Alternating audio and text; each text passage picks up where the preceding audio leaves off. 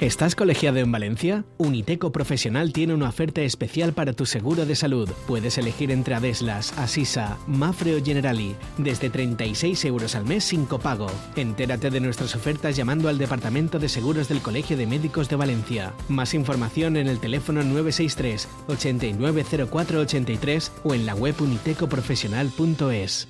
Colegiados en la tarde. Cada semana la actualidad de un colegio oficial, su trabajo, retos, todas las cuestiones que interesan a los profesionales y a la sociedad en Colegiados. COPE Comunidad Valenciana. Estar informado. Amigos, ¿qué tal? Buenas tardes y bienvenidos a Colegiados. Os habla Vicente Ranz. Estoy pues este verano en lugar de Silvia Soria, pues dirigiendo este espacio de Colegiados. Es el tercero que hago. La verdad es que hemos tenido colegiados ya de ingeniería, algo quizá más complejo, pero cuando hablamos de colegiados de los médicos, uno como que se relaja, casi piensa que lo sabe todo. Y hoy toca justamente el programa Colegiados de Ilustre Colegio Oficial de Médicos de Valencia. Y la verdad, Javier Matoses, responsable de comunicación. ¿Qué tal? Hola, buenas tardes, Vicente. Uno se siente un poquito más relajado cuando hablamos de médicos. Hombre, los médicos están para cuidarnos y siempre que un médico te da alguna recomendación, pues hay que cogerla, porque muchas veces, como hemos comentado ya un poco fuera de antena, sí, la sociedad, la gente, pues va asumiendo una serie de mitos, se van trasladando de unos a otros y al final se dan como verdades absolutas, cosas que en realidad no tienen una evidencia científica ni los médicos lo avalan. Entonces es bueno, como en este programa tratamos de hacer siempre, aclarar esas cuestiones de dudas que puedan tener la sociedad valenciana para pues que estén siempre mejor prevenidos o mejor informados en la información médica, que es lo más importante. Oye, ¿ahora en verano necesitamos más al médico o no? Necesitamos siempre a los médicos, pero es cierto que en determinadas áreas de la medicina en verano se ven desde luego más sobrecargadas. Es exactamente el ejemplo que traemos hoy, que vamos a tocar un tema que se agrava, por así decirlo, o aumenta la carga de trabajo en verano. Uh-huh. Es todo relacionado con con las enfermedades infecciosas, aquellos viajes que hacemos al extranjero, los posibles virus que podemos contraer en lugares exóticos en donde tenemos menos preparación o el cuerpo está menos inmune porque no está acostumbrado a ese tipo de posibles enfermedades. Entonces, hoy tenemos todo un experto, una referencia, es el doctor Miguel García del Toro. Él es jefe jefe de servicio de las enfermedades infecciosas del Hospital General de Valencia y desde luego viene para aclararnos todas esas dudas que podemos tener cuando vamos a afrontar un viaje a un país de estos que es un poco exótico, por así decirlo, y que hay peligro de contraer enfermedades. Ahora está pues todo el tema del virus Zika con los Juegos Olímpicos, estuvo el ébola, estuvo la gripe A, con lo que siempre cuando viene esto nos pilla a todos de golpe y no sabemos muy bien qué reaccionar, pues es el momento de que el doctor del Toro nos aclare y nos dé un poco de información de cómo prevenir cuando vamos a hacer este tipo de viajes. Es un placer tener a don Miguel García del Toro, jefe de enfermedades infecciosas del Hospital General de Valencia. Don Miguel, ¿qué tal? Nada, el placer es mío. Buenas tardes a ambos y sobre todo también a los oyentes. Para mí es un placer. Yo creo que la verdad es que a los médicos no nos gusta nunca salir a los medios, pero yo creo que hay que hacerlo un poco por responsabilidad, por efectivamente lo que se decía, ¿no? La información va pasando de unos a otros y la de terceros ya no tiene nada que ver con la del primero.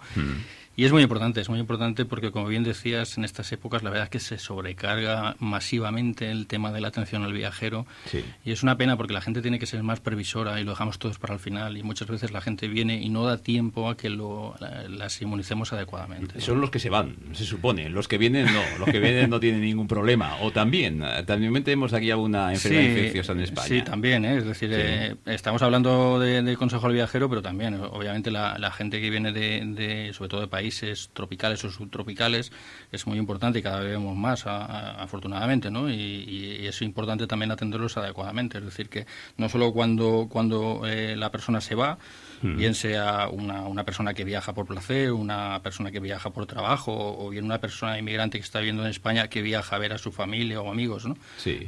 Digamos que las tres modalidades tenemos, ¿no? Pero bueno, en cualquier modo yo creo que es importante el conjunto global de la patología infecciosa, que es muy amplia y es muy importante que la gente esté bien informada. Es un poco por evitar las alertas infundadas o los miedos infundados, sobre todo. Estos virus no se van de vacaciones, al revés, vienen con las vacaciones. Cuando uno se va a ir al extranjero, hay que acudir a un centro de atención al viajero y, por tanto, hay que hacerlo lo antes posible. Hacía alusión a eso, no dejarlo para última. ¡Ay, caramba, que no he ido!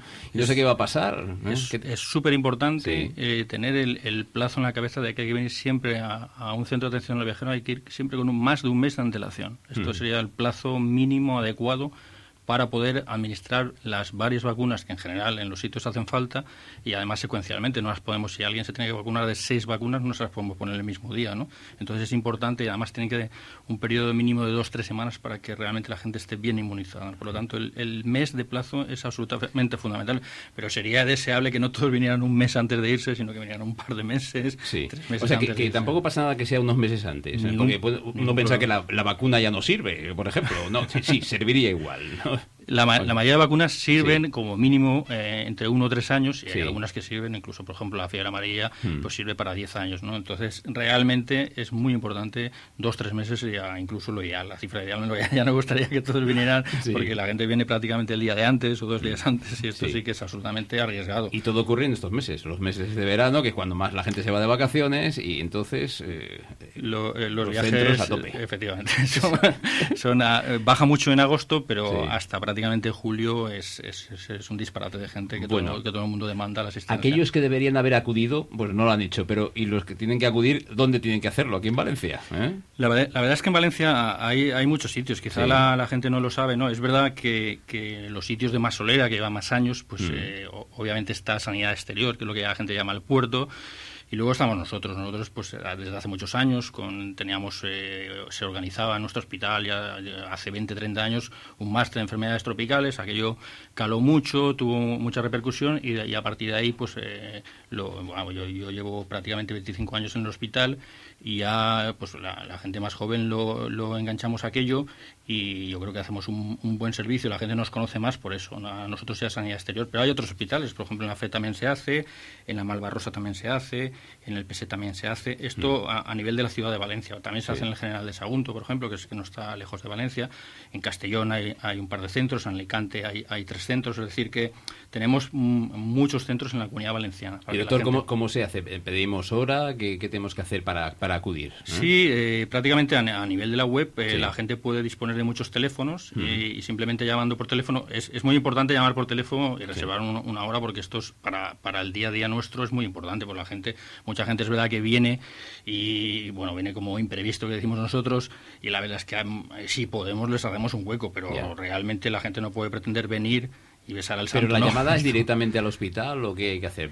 La llamada es directamente a la persona responsable de dar las citas. En nuestro caso, por ejemplo, es al administrativo, que realmente es un crack y es la persona más fundamental de mis servicios, sin ninguna duda. Y esta persona ya tiene la agenda, va poniendo a unos y a otros. Es que andamos un poco perdidos a veces. ¿Cómo nos ponemos en contacto, ¿no? con el doctor para que me pongan las vacunas, ¿no? ¿Qué hacemos? Tenemos aquí el SIP, ¿y qué hacemos? No, en todas maneras el propio médico de cabecera, en el caso de que tú acudas a tu médico, que es el que te atiende en primaria, al primero que vas, por así decirlo, antes del especialista, pues le consultas que ibas a ir fuera y él mismo te dirigirá al centro sanitario que te pertenece, porque puedes ir a cualquiera, pero normalmente por cupos, como bien decía el doctor del Toro, porque claro, ocurre que como todo se concentra en unos periodos muy concretos de tiempo, si todo el mundo va a la vez y al mismo sitio, pues los sobresaturamos. Ya se saturan todos de general, pero es importante también hacer el reparto en función del cupo donde toque el hospital. Eso sería deseable, aunque realmente francamente no es así, ¿no? Y se suele atender a la gente en cuestiones de atención al viajero,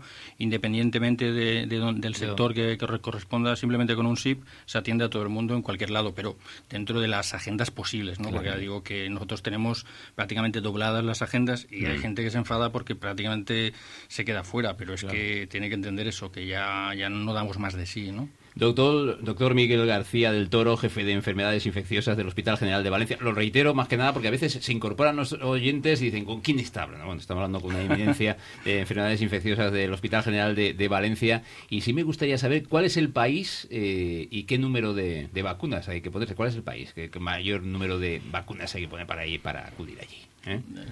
¿Hay alguno en concreto? Pues, hombre, a mí no me gusta hablar de récords, ¿no? Porque sí, entre otras cosas yo creo que tiramos para atrás. Si alguien tiene idea de ir a algún país y se tiene que vacunar muchas cosas, no. Hay muchos países. Quiero que entendáis que es una cosa dinámica. Es una cosa que depende de la época del año. Hay que vacunarse de más o menos cosas. Y sobre todo depende de lo que uno vaya a hacer en el país. No es lo mismo ir a un hotel de lujo, de 5 estrellas, aunque eso, obviamente la gente que trabaja en ese hotel es gente de la zona. Y también es muy importante tener unas precauciones mínimas, que ir de mochilero, que ir a trabajar para una ONG, etcétera, ¿no? O sea, que dentro del viaje y dentro del país es muy importante si vas a pernoctar en zonas boscosas donde pueda haber malaria o no. O sea, que dentro del mismo país a lo mejor viene una persona que prácticamente no le recomendamos más que un par de vacunas y viene otra que le recomendamos 8 o 10. O sea, que realmente, por lo tanto, más vale que no digamos, pero obviamente todos sabemos un poco los países más subdesarrollados, por así decirlo, en general son los países que más vacunaciones requieren. 8 o 10 vacunas puede recibir uno incluso. Pueden recibir, también depende de las inmunizaciones previas que una persona tenga, ¿eh? Es muy importante. El mismo tétanos, por ejemplo, que todo el mundo piensa que está bien vacunado, pues es muy importante revacunarse de tétanos, y esto valdría para ir a cualquier país, europeo, occidental. Es decir, uno tiene que estar bien vacunado del tétanos por si tiene un accidente, aunque sea tonto, y puede tener un disgusto, ¿no? Por lo tanto, claro, si uno está bien vacunado de tétanos, si uno está bien vacunado de la mayoría de cosas, o si uno ya está inmunizado para hepatitis A, por ejemplo, pues realmente ya no le haría falta, ¿no? ¿Y cómo lo sabe uno eso, que está inmunizado ya previamente? Nosotros, si no tenemos la seguridad de que si una persona está inmunizada, le hacemos unas mínimas analíticas que con eso podemos saber. Por eso muchas veces viene el paciente y le hacemos algunas analíticas luego para saber si tenemos, por ejemplo, que revacunar de sarampión, etcétera, ¿no? Entonces, a lo mejor en ese día le hacemos una analítica, le ponemos unas vacunas y lo citamos a lo mejor la semana siguiente para ver el estado de inmunización de alguna de ellas, por ver si se la podemos perdonar, por así decirlo, ¿no? Bueno, eso es lo que hay que hacer aquí, en España, cuando nos vamos, pero hay que llevar algún tipo de botiquín básico cuando viajamos al extranjero o a estos países que hay que ponerse 10 vacunas. ¿Hay que llevar algo? Sí, me reía yo porque me gustaría que vieras cuando yo viajo el botiquín que llevo prácticamente de todo, ¿no? Pues me interesa saberlo. ¿Qué es lo que lleva el doctor? Venga, cuéntame. Más que lo que yo llevo, porque cada uno se conoce su cabeza, sus cefaleas, ¿no? Cefaleas, perdón, significa dolor de cabeza, ¿no? O sea, lo que uno tiene, si tiene dolores de tripa, pero bueno, en general nosotros siempre damos una información básica que os la he enseñado antes. Una de las medicaciones básicas que todo el mundo debe llevar es paracetamol, obviamente, para para el dolor de cabeza, para la fiebre, ¿vale? Y el paracetamol es el fármaco más seguro, ¿no? Es verdad que si uno se lee el prospecto, pues la verdad es que tira para atrás, ¿no? Pero como de todos, ¿no? Pero lo más importante es que el paracetamol es seguro, por ejemplo, cuando alguien tiene síntomas gripales y puede tener un dengue, por ejemplo, ¿no? Porque es muy peligroso tomar antiinflamatorios o aspirina en este contexto. También hay que tomar antidiarreicos, y el mejor, digo el nombre comercial porque es más conocido, Tiorfan, ¿vale? Porque el nombre químico es un poquito complejo, pero Tiorfan es la medicación antidiarreica que nosotros preferimos. Como antibióticos, el ciprofloxacino y la citromicina. Estos son los dos antibióticos fundamentales. Para el tema de náuseas, vómitos, la domperidona.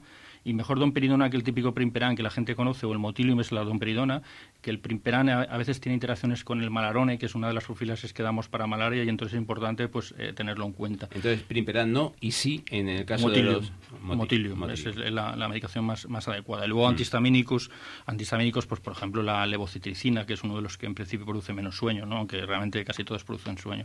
Y esto serían un poco las medicinas, o sea, los fármacos que debemos llevar en el botiquín. Obviamente debemos llevar vendas, apósitos, antisépticos. Esto sería un poco y luego pues hay que llevar repelentes, ¿no? Nosotros sobre todo preferimos los que tienen DET en concentración de 40-45%, para los niños menos de un 30%, y esto es muy importante, ¿no? Porque las picaduras son al fin y al cabo los vectores que transmiten casi todas las enfermedades infecciosas de los países tropicales. Y esto sería un poquito el botiquín básico. Con el respecto a los antibióticos, alergias, etcétera, es bueno también saber, ¿no? Conocer que... Es muy importante, aunque a los dos que yo he comentado, ciprofloxacino y acitromicina, realmente hay pocas alergias. Otra cosa son a los antibióticos, la penicilina y derivados, que se llaman betalactámicos, que aquí sí que hay muchas más alergias, pero estos antibióticos, los betalactámicos, nos sirven un poco para lo que se llama diarrea del viajero, ¿no? Que son, como digo, y prácticamente estamos hablando de muy poca gente que tenga alergia, pues alguno al ciprofloxacino puede tener y puede tomar acitromicina, que ambos dos pues son más o menos similares. Incluso la acitromicina tiene menos resistencias para algunas cepas de Escherichia coli, que es la que produce la diarrea del viajero característicamente. O sea que que llevar un buen botiquín, por lo que veo, bien completito. Es muy importante. Para la diarrea, para la fiebre, para decir. Y es muy importante porque cuando estás fuera de casa y muy lejos y en un sitio, digamos, que no tiene todas las condiciones, es muy importante que no echar en falta de nada, ¿no? Claro. Yo creo que es lo más importante.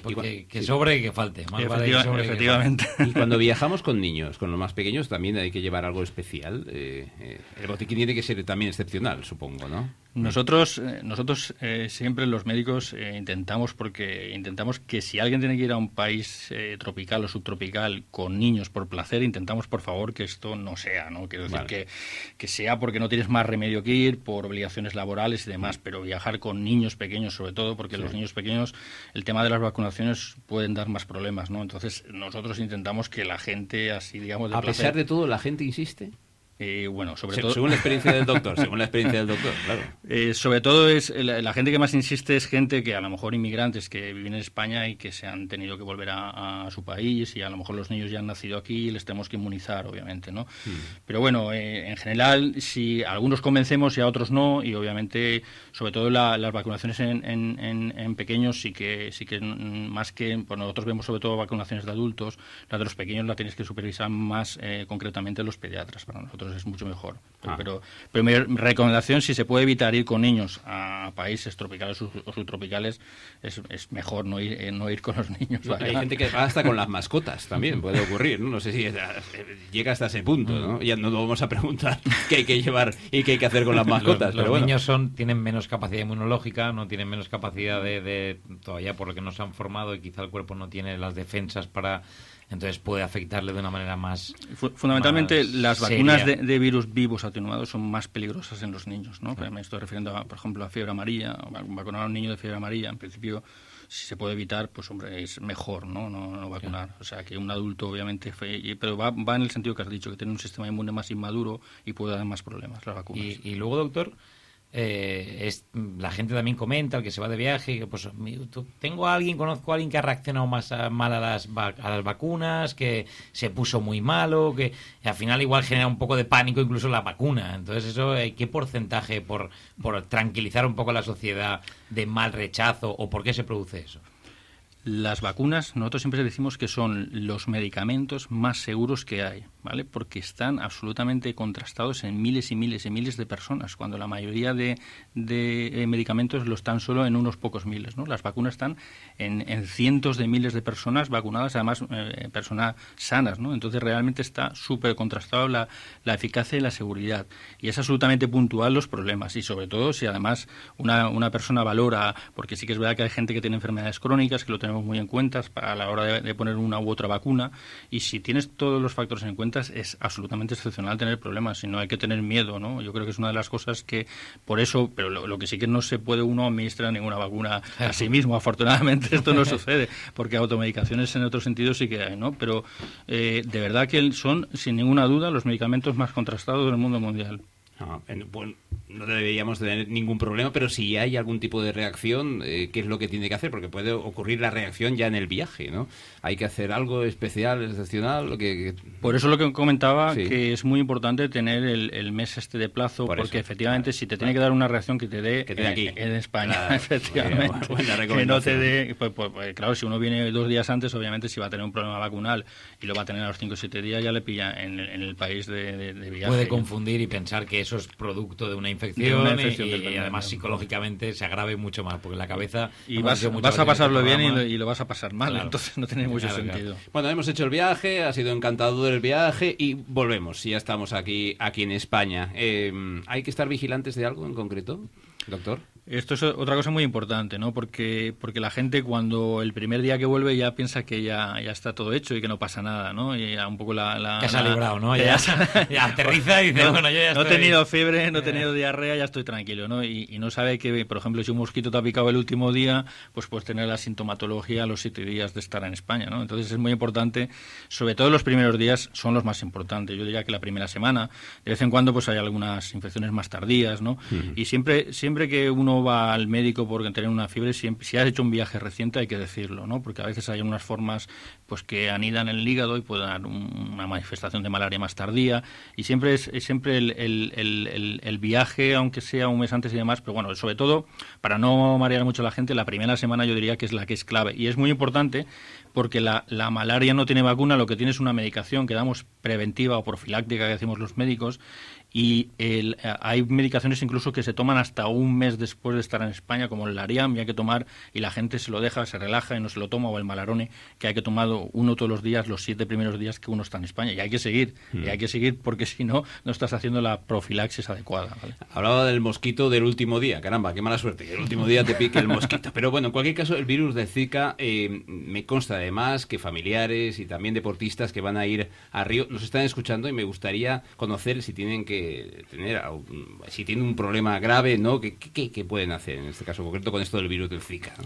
Bueno, la verdad es que yo creo que no, en este sentido Pau Gasol con la negativa inicial a querer ir nos ha hecho un flaco favor, ¿no? Sí. Yo creo que la gente no tiene que tener miedo, tiene que intentar recabar la información, y tiene que, a día de hoy en España, pues bueno, hace poco ha habido un caso de transmisión sexual, porque es verdad que el Zika por transmisión sexual, sobre todo en las 8 primeras semanas de infectarse a una persona, se puede transmitir, y ha habido un caso en Madrid, pero bueno, la verdad es que aquí los mosquitos, tigre, que la gente tiene miedo, que podrían en el futuro, y si el cambio climático sigue como por los derroteros y no cuidamos el planeta, es verdad que en los próximos años así será, ¿no? Pero a día de hoy no hay transmisión autóctona de Zika en España, por lo tanto todos los casos son importados, excepto este caso de transmisión sexual.